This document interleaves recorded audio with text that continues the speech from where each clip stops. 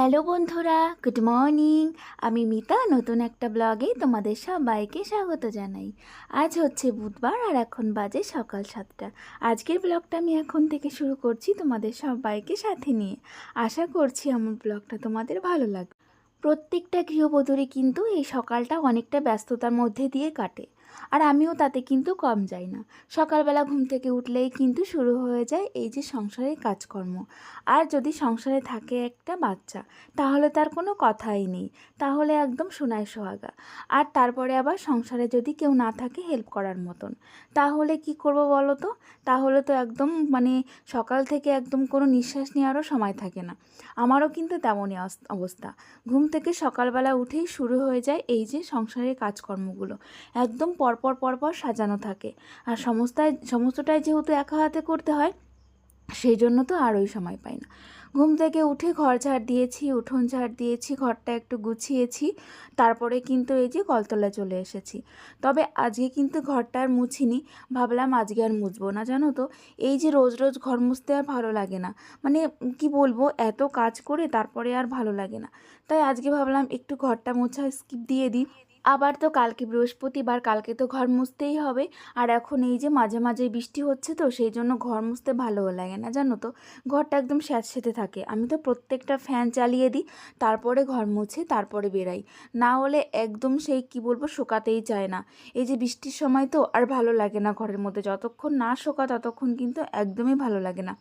আর এই দেখো, সেদিন যে কলপাটটা পরিষ্কার করেছিলাম, কত সুন্দর লাগছে বলো তো এখন দেখতে। আমার তো ভীষণ ভালো লাগছে জানো, কোথাও কোনো নোংরা নেই, কিচ্ছু নেই। এখন থেকে ভাবছি অল্প অল্প নোংরা হওয়ার সঙ্গে সঙ্গেই না কলপাটটা পরিষ্কার করে ফেলবো। তবে ওই যে কটা দিন অনেক দিন পরিষ্কার করা হয়নি, তো সেই জন্য কিন্তু বেশি নোংরা হয়েছিল বৃষ্টির জন্য গো। আর এত পরিমাণে বৃষ্টি হচ্ছিল, তারপরে কলতলায় বসে তো কোনো কাজই করার সময় থাকতো না, ঝমঝম করে বৃষ্টি চলে আসতো।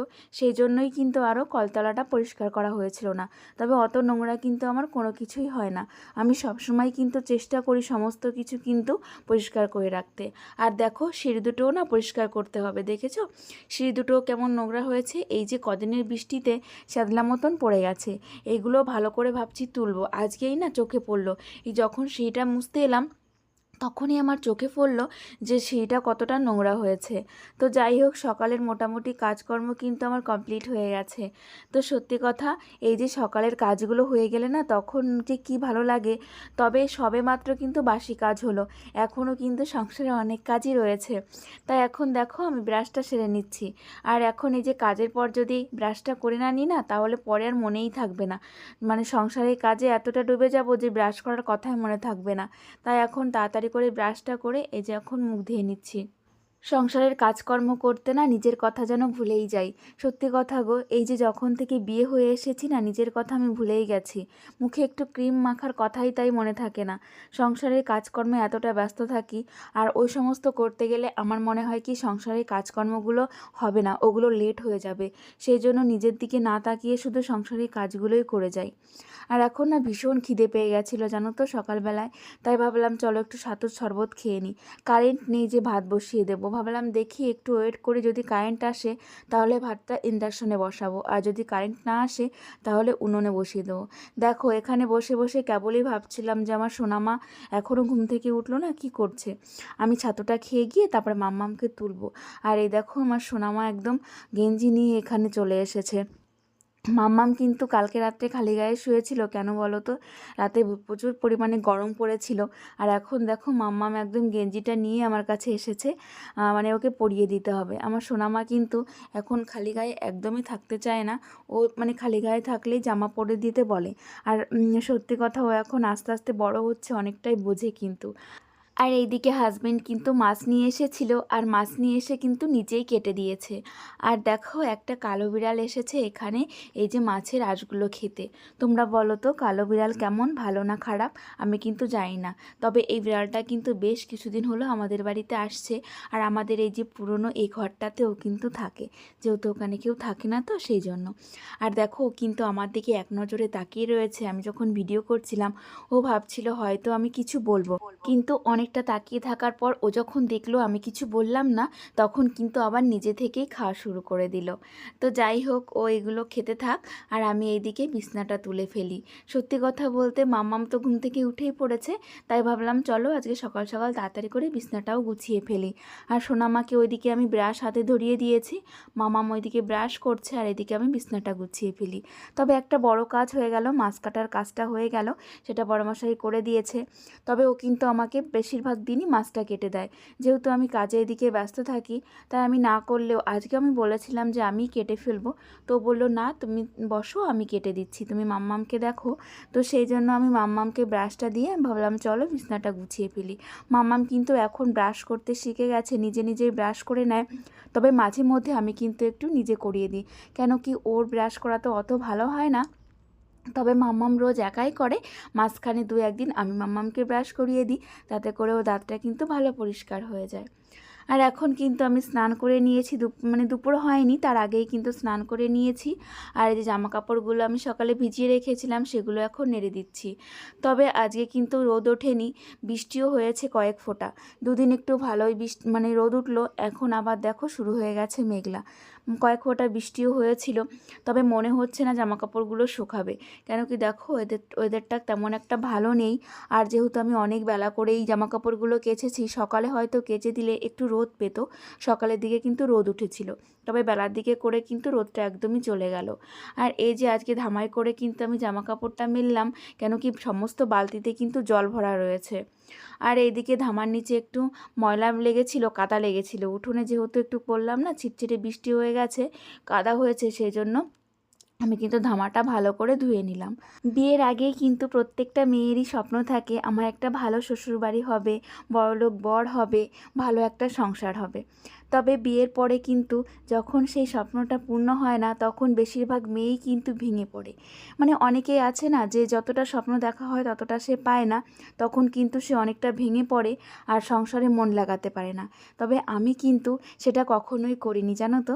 আমি কিন্তু যখনই শ্বশুরবাড়িতে এসেছি আমার একটু মন খারাপ হয়নি যে আমার শ্বশুরবাড়িটা একটু গরিব।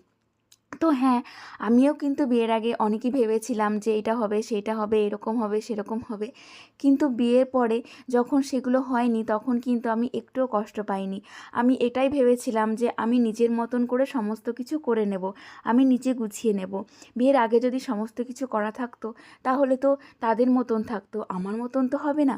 তো এখন আমি এসেছি, আমি এসে আমার মতন করে সমস্ত কিছু গুছিয়ে করব, গুছিয়ে নেব, এটাই ভেবে নিয়েছিলাম।